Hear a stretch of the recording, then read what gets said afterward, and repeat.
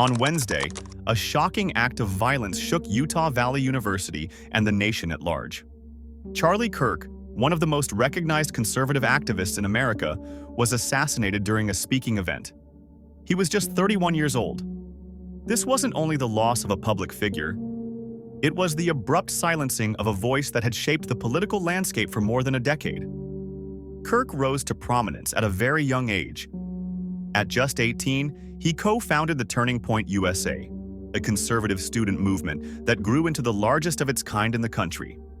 Over the years, he became a central ally of President Donald Trump, hosting a popular podcast, writing best-selling books, and building a following of over 5 million on social media. He was bold, polarizing, and deeply influential, a man who inspired both fierce loyalty and fierce opposition.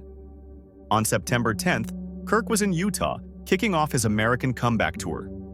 The format was simple: sit at a prove-me-wrong table, debate tough questions, and engage with students. Around 12:10 p.m., about 20 minutes into the event, Kirk was answering a heated exchange on gun violence and transgender issues. Then, a single crack split the air. Kirk clutched his neck. Within seconds, he collapsed from his chair as panic rippled through the crowd of more than 3,000 attendees. His wife and children were there when it happened. Witnesses described chaos: students running in every direction, security swarming the courtyard. Video footage from the event shows the horrific reality: Kirk bleeding heavily, his supporters screaming for help.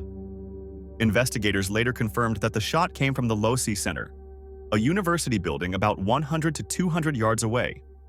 Whether the shooter fired from the rooftop or through an open window remains unclear. Only one shot was fired, and it was fatal. At first, confusion clouded the investigation. Several persons of interest were detained but later released. Officials have not confirmed an arrest.